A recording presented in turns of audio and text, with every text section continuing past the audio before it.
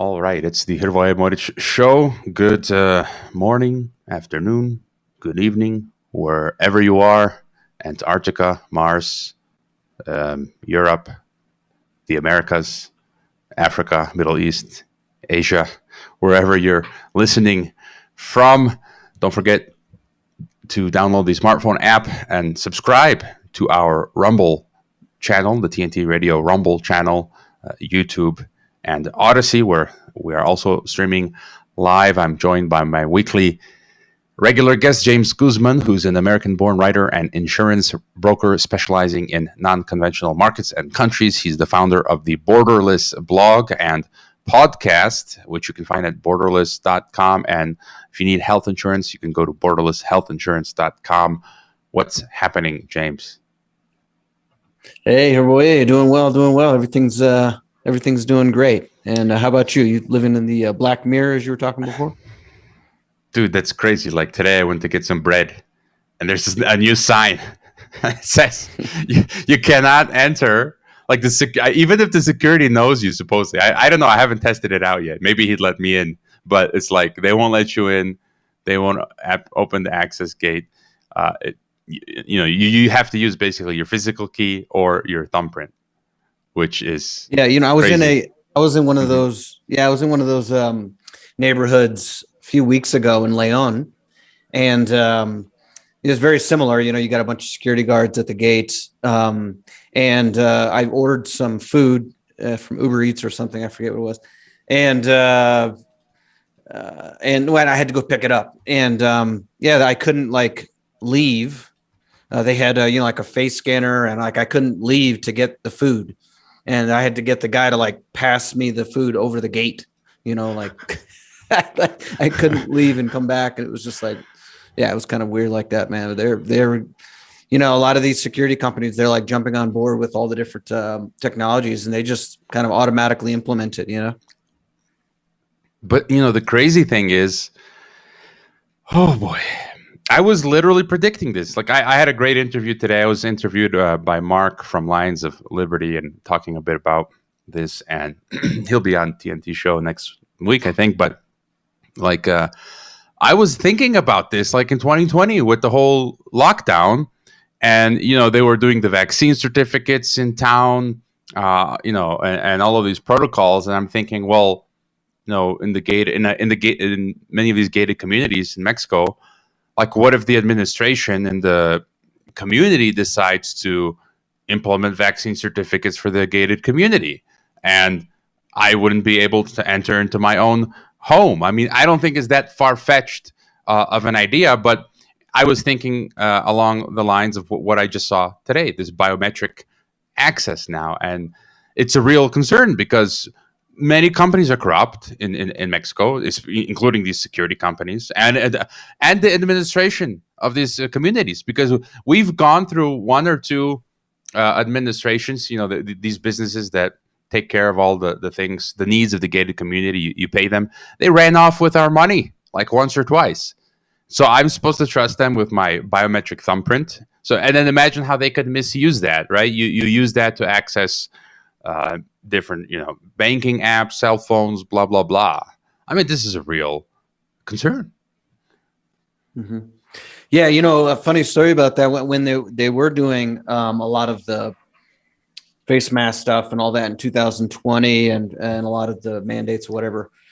I still all throughout the, those, even through those years, 2020, 2021, it didn't really affect me much. Because I didn't have to go into any big box stores or any of the places that they were really making you do that kind of stuff.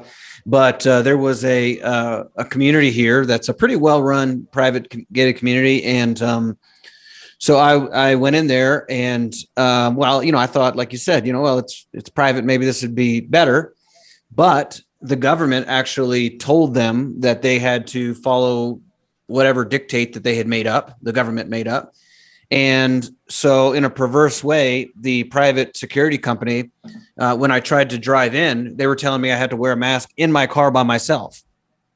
And so things like that. So it's kind of interesting that, it's kind of, that is fascism, right? That the the private companies do a better job of administering the dictates of the government. So the government doesn't even have to do it. They just, put the onus on the private companies to do their bidding. And but everywhere else, they still had this supposed thing, but nobody was following it because the government can't implement that on everybody. So I thought that was kind of an interesting study and how that kind of thing unfolds.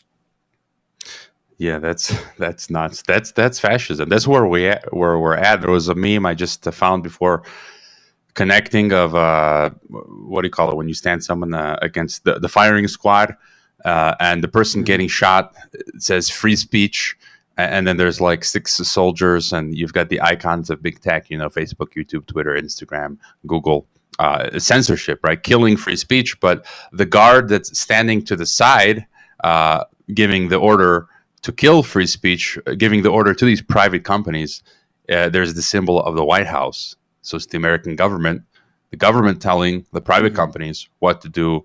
That is, that's fascism. And an article that I saw today in Mexico, completely ridiculous. It goes along with the trend, what we've been talking about, how they're calling for citizens to turn in their firearms. I guess they're referring to illegal arms, but the title says, exchange your revolver for a microwave. Awesome. Great. I gave away my gun and I got a microwave. I didn't even have a microwave. I stopped using microwaves like decades ago. It's crazy. But it says, in exchange for your firearm, you can get, what do you call it? The food mixer, a coffee machine, a juicer, a microwave. Are you kidding me? But this continues this trend that we're seeing in the West, from Canada to Chile to the U.S. And here now in Mexico, where here in Mexico it's like no questions asked. If you turn in, unregistered firearm, they'll take it. What are your thoughts on this? Well, I'm sure that's going to work. I'm sure the narcos are going to go and turn their guns right in. Get some nice microwaves. That'll be effective. But I can't imagine the citizen, though. You're just nobody's going to do that. Maybe there are a few people, but it will just further create, I think, a worse security situation, because good people are being disarmed while the criminals, they can do whatever they like. So it's worsening an already bad situation.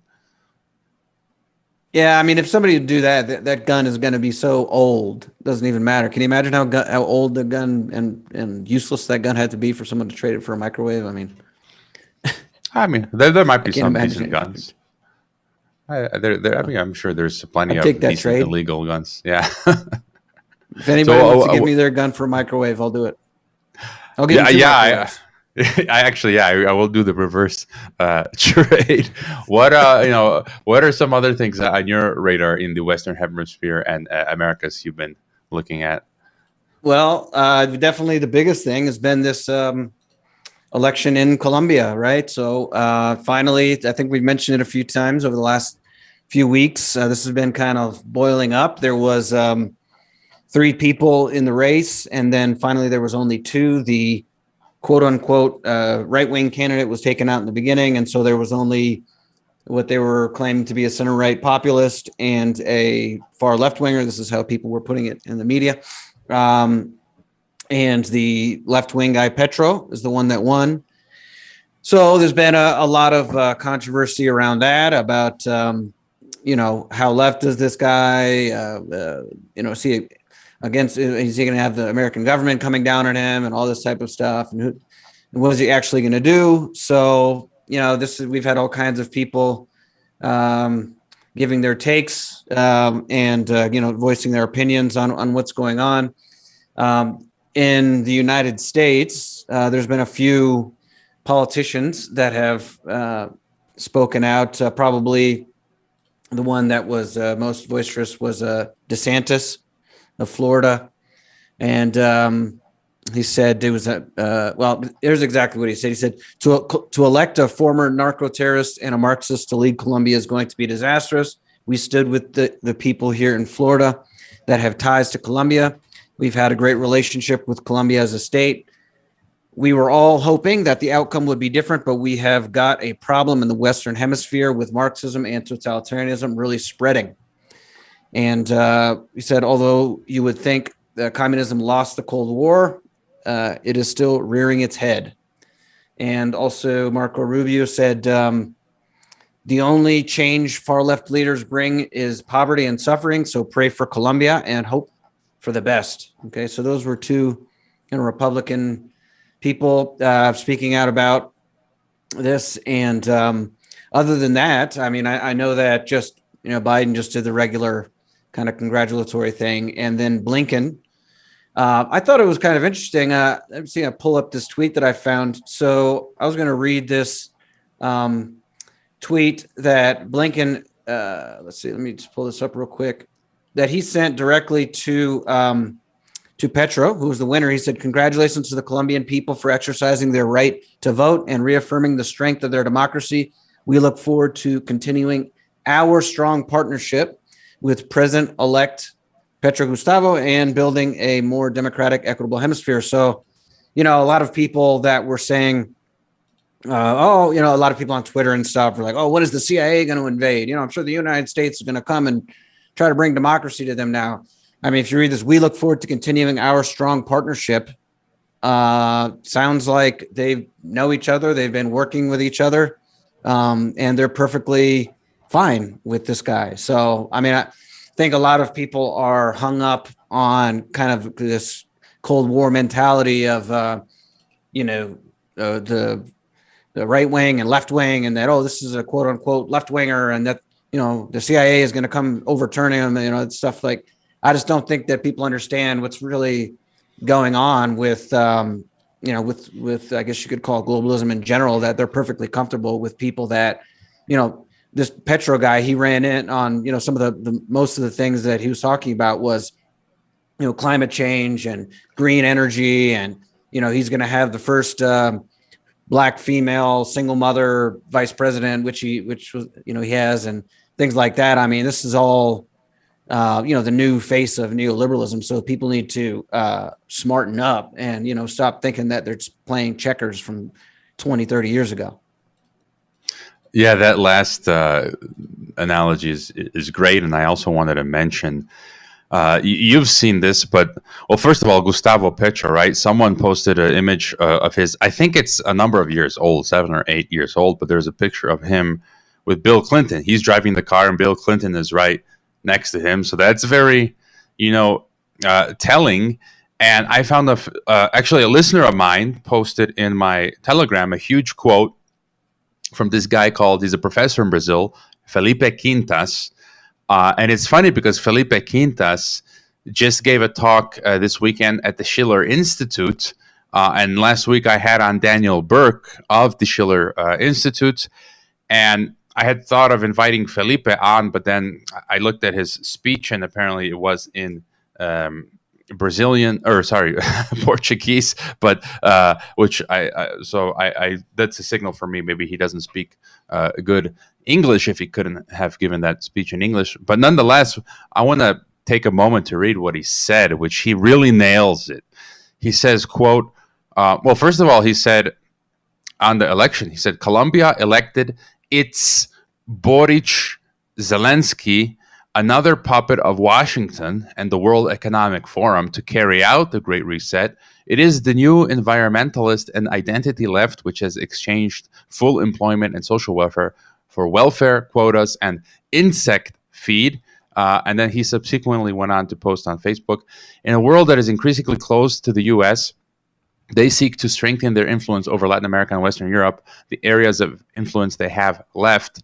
If in the past the U.S. power elite used neoconservative liberalism as a vector of its interests in other countries, today it uses postmodern progressivism formulated by the transnational financial system and elevated to the official U.S. ideology, being defended by all its direct and indirect organs of power.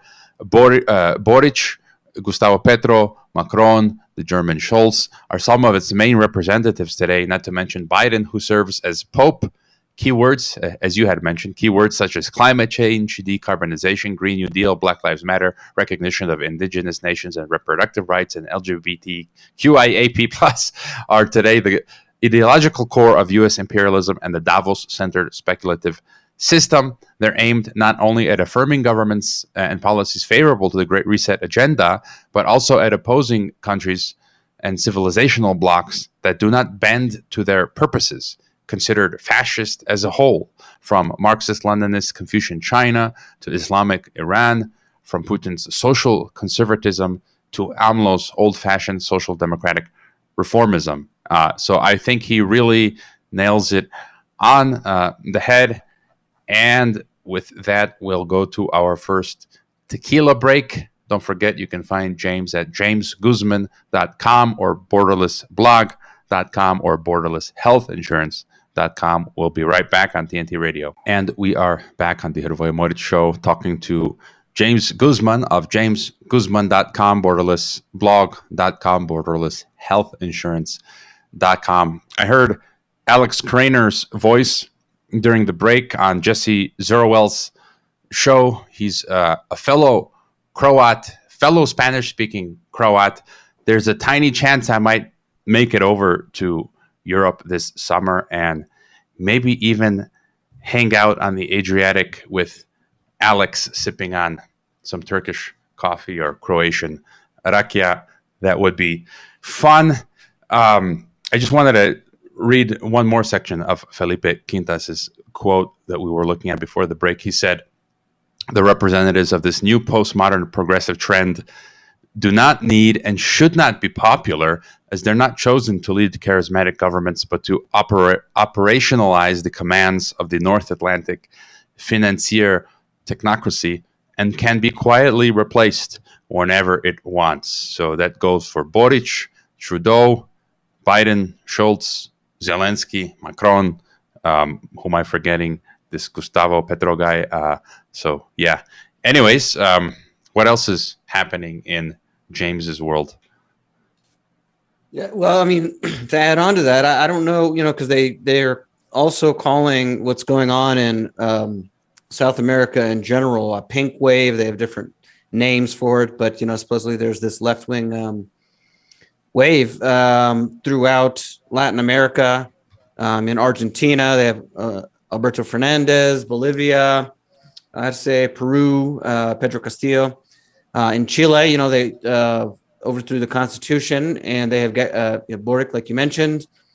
Also, a lot of people are speculating that Lula da Silva is going to get elected in Brazil. We'll see about that. Obviously, that's speculation. And some people are also lumping AMLO into that in Mexico. So I'm not really sure how all of those people fit into, what we're talking about as far as, they go along with the other globalist agenda. But, a lot of people are putting them kind of in the same bucket, So I don't know how you see that. Well, I think as Professor Felipe Quintas was making the point that you used to have this traditional leftism, and this leftism that we have today, like we're seeing now, as you're talking about in some of these countries, it's effectively globalism. It's liberal globalism is the ideology, and I think globalism is an infusion or amalgamation. I think it just represents total global domination, and it will use its technocracy, it will use fascism, it will use communism, monopoly capitalism, but effectively a lot of these governments, I mean, you made the point earlier, like this, let's say this Colombian government, or Boric in Chile, what is he doing? Taking away guns, promoting the green agenda, locking everyone down, full COVID-19 84. And so it's pretty, globalist, and so they go with the main talking points today of international relations and political science. And it's got the wrapper of what you could call Marxism or leftism. I remember when I was in Medellin, and they had the last election where Petro was not elected, and they elected in Duque, and I asked people what they thought of it. The people around me, at least, even young women and stuff like that. I mean, just pretty much a lot of the people that I spoke to were, I said, why did they were for Duque, and they were very happy when Duque won. And I said, why? And they said it was because, they wanted entrepreneurship. They wanted to have their own businesses. They wanted to, that kind of dream, to have businesses and stuff like that. So, yeah, I mean, that seems like the general kind of, whatever is happening at the top. I mean, at the bottom, I think a lot of people have that type of energy, and I want to, encourage that. I thought that was great. Just, the idea that people want to have their own thing and be independent and be financially successful and stuff like that. And, Colombia has a lot of that, entrepreneurial kind of, forever. A lot of the people are into that. And so I think that's great. And I think just in general, no matter who's in charge, when you have that kind of ideology of just, statism and, letting the government take care of everything and all that, it's just in general is not good, no matter who's in charge. It kind of from the bottom up just creates just a mentality of poverty. So hopefully, we don't see all that, that type of mentality just spread throughout Latin America to even more than it has. Yeah, but I think both left, right have been co-opted. Now it's like a different ball game, and Duque of Colombia was pretty much of the Washington Empire, and I have a feeling that this Felipe Quintas's assessment is also correct, that this new leftist guy will also is probably part of that empire as well, but maybe they're switching now from the traditional right control to the left because they see that tendency. And so again, what they do is hijack, co-opt systems and movements. So again, this is one scenario. I don't know. I guess time will tell. But speaking of, I have this guy that I know, Keith Preston. He's I've had him on TNT. I think you've had him on. Yeah. His theory is that what we're seeing is basically a battle for control between the old elites, which were from old industries of, different types of manufacturing, agriculture, oil and things like that, and into the new elites, which are more into, tech, green energies, other types of things. And it's basically right now we're seeing the new elites take over for the old elites, and we're seeing a kind of a battle for control globally. So I think that's kind of interesting to think about as well. Yeah, he does some great analysis. I'll have to have him back on. And just I'm continuing to observe, as I said, from right outside my door and beyond the Great Reset, advancing the technocracy. Most people are completely oblivious to this, and I cannot not see it. Once you understand the name of the game, you cannot not see it. I see it everywhere. And so here in Guadalajara now, there's a story about how they're putting around the city these trash bins, for recycling, metal, plastics, glass, blah blah blah, and they're putting out cameras as well. Actually, the government, and this is part of the Rockefeller-funded Resilient City, Smart City Technocracy Initiative, surveillance. Here they call it, what was it called? C5. It's like a project to basically create a surveillance city, put all these cameras everywhere, run the internet everywhere. And so now people who incorrectly throw out their trash, they're caught on camera, identified, and for now they're not fined, but they're forced to do community service. And this is really like next level dystopia. I mean, on the one hand, yeah, trash not being, just thrown out on the street or whatever, of course that's bad. But I mean, you can see down the line, once this system is set up, how they will use it, later on when you've got facial recognition and cameras. And it's the social credit system. Like in China, if you jaywalk in China, you're immediately fined. And I guess they take it out of your bank account, right away. or you lose points in the social credit system, and then you lose privileges. And I see this as it's the beginning. Again, you can see if you're paying attention to this wherever you are. This is in Mexico. Whatever country you live in, Australia, Canada. Some are more advanced, others less. But these are baby steps towards that social credit system. Yeah, I'm for sure. I mean, I don't know if it's. I don't think I'm quite as pessimistic as you in that. I think that they definitely try that, and it sounds logical that they would, but I just don't think that they'll be able to, especially here in Mexico, or not within the next 50 years at least. You know what I mean? So, but anyway, but how are they? You said that they're doing that there in Guadalajara. How are they implementing that?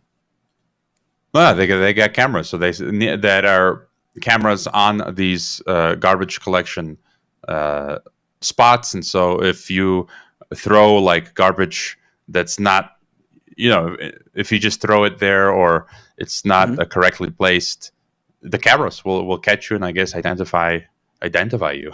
So and they're going to come to your house or something.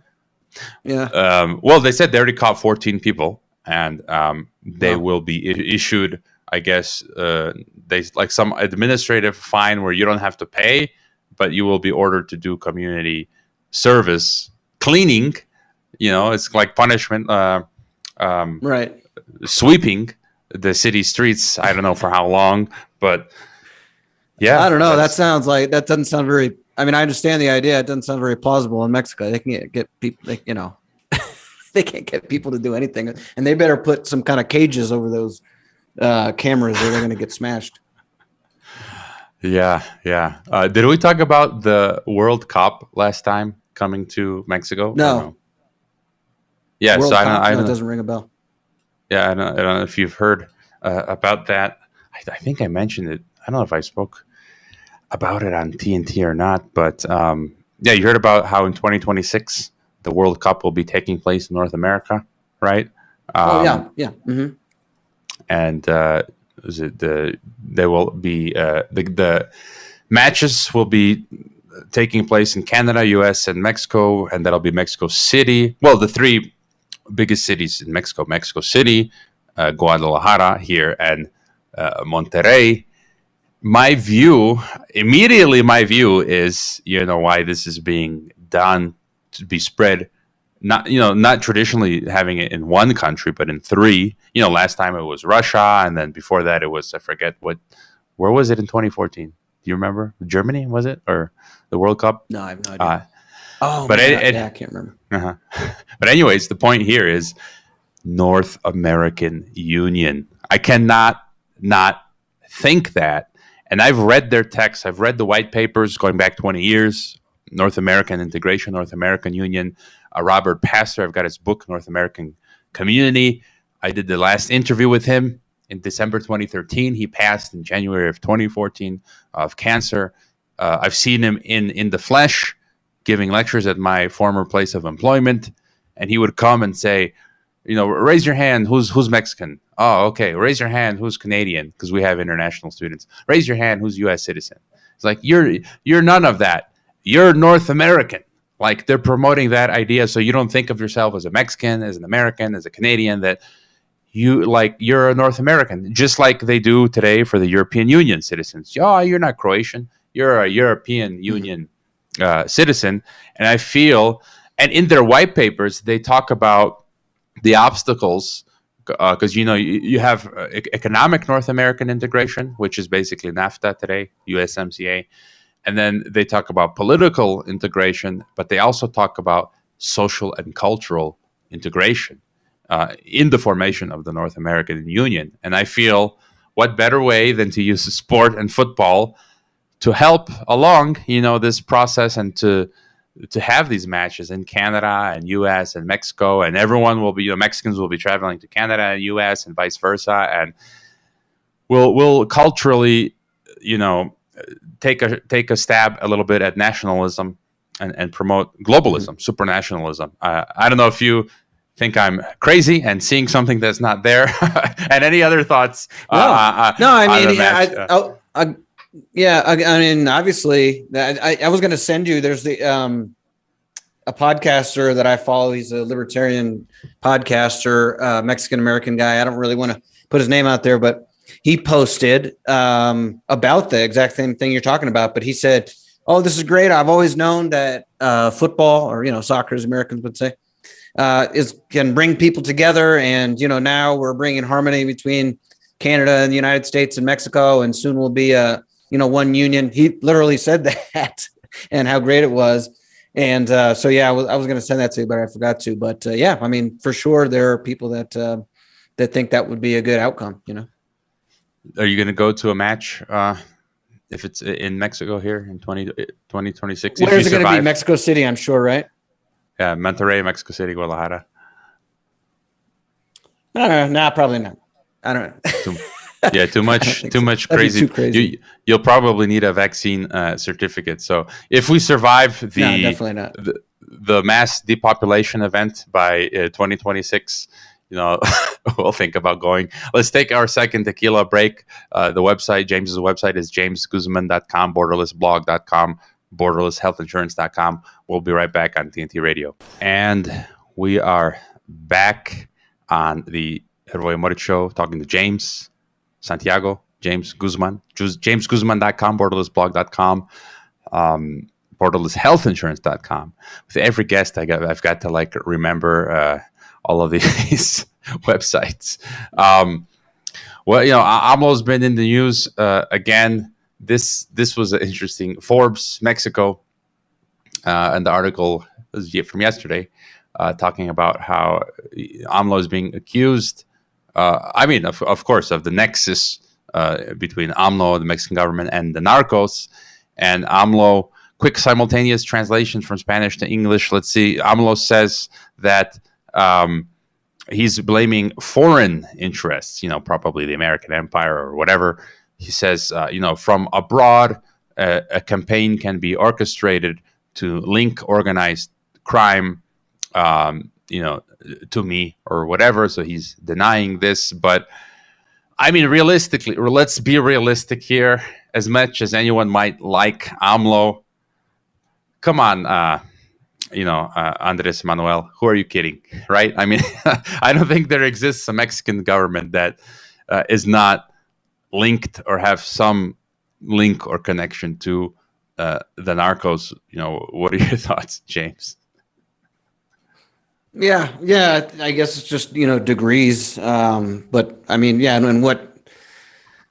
That's another thing. I guess it's hard for people to understand, especially at this point. What does linked mean? Because he took a picture with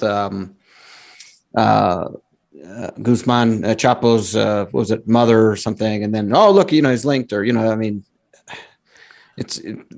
maybe one of the people in your cabinet does some deal with somebody who's linked to one of the cartels. It's just it's so embedded in a lot of different parts of the economy that to act like you're completely clean is.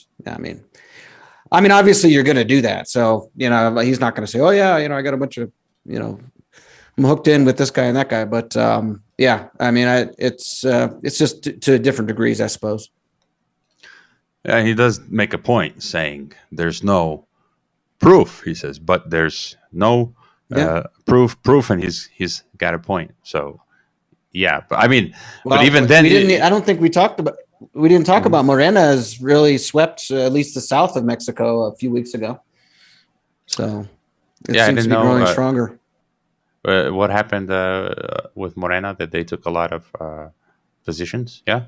Yeah, I think, many states, especially in the south of Mexico, Morena won. So he's not going to be running for the next presidency, but I think that I don't know who else is going to be kind of the spokesman for that party, and they are gaining power throughout Mexico. So I'm not really sure what to think about that, but that's what's going on.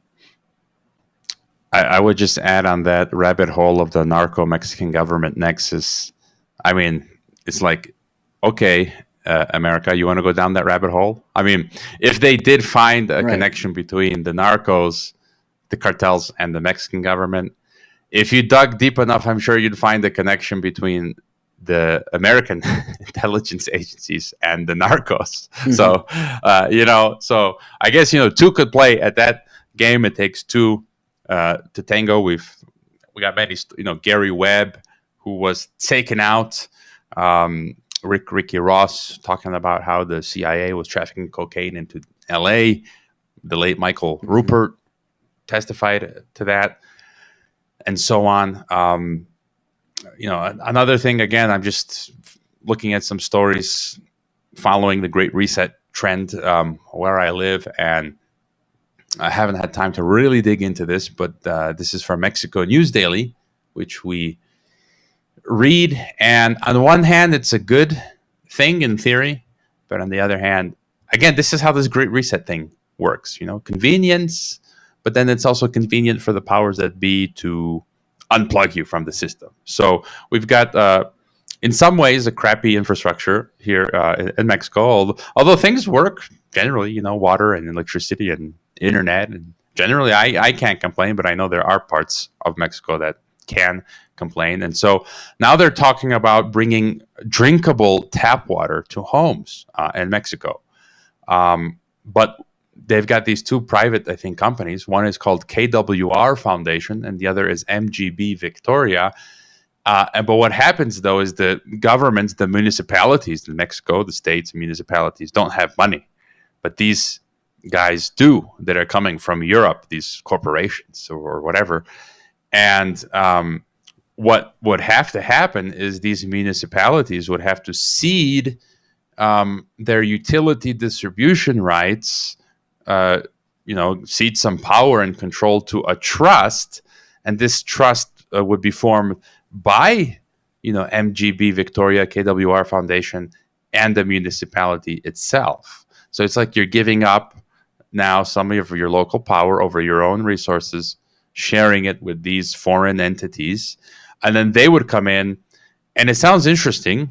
They would eliminate the need for overhead telephone wires and electricity wires, and they've got this like flexible tube they'd put in the ground, and in this tube, like it would hold the other different tubes. Like you'd have the water running alongside the electricity and telephone wire and an internet. So I guess that would be cool. But if you think about it, they're centralizing control over all of this energy. And my point is, I need to find some time to see who does BlackRock or Vanguard or have any stake in some of these companies. And imagine in the future, you don't behave, with one switch they turn off everything: electricity, water, internet, and so on. So yeah, there's good and bad in everything, but I'm always afraid of the control they could have over us. Any thoughts, Mr. Guzman? Well, I don't have any thoughts on that story. I don't know anything about it. Yeah, I mean, I think that on that kind of stuff, I understand where you're coming from, and right now you see that the Great Reset agenda as the biggest threat.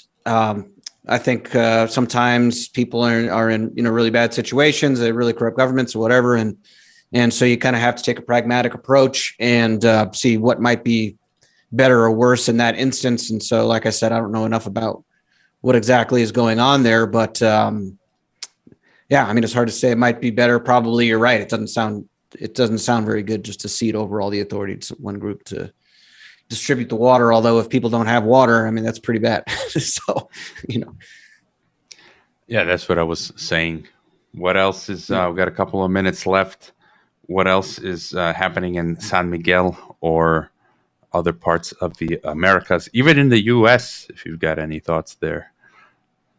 Well, what I was going to add into what we were talking about, basically with the influence of narcos in Mexico, the United States last week, they had the Congressional Research Service, the Congressional Research Service, it's called, put out a white paper, Mexico Organized Crime and Drug Trafficking Organizations, that went out to the entire Congress. And it really goes into detail about all the specifics of cartels in the United States, drug trafficking, the different drugs, what's going on, smuggling. And So I don't know, for whatever it's worth, they are spending resources and looking into what's going on in Mexico. And so to me, that kind of makes me think that perhaps they're thinking about maybe doing something. They're, for some reason they felt the need to get some people on the case here and send this out to all of Congress. So I wouldn't be surprised if this might be, there's always new emergencies, new things that the media comes out with. And, there could be some event with, maybe violence or something that's related to cartels or something either in the United States near the border that all of a sudden we have to concentrate on supposedly, and that, Congress is called in to act. So, so the big long report that did go out to Congress. So we'll see where that goes.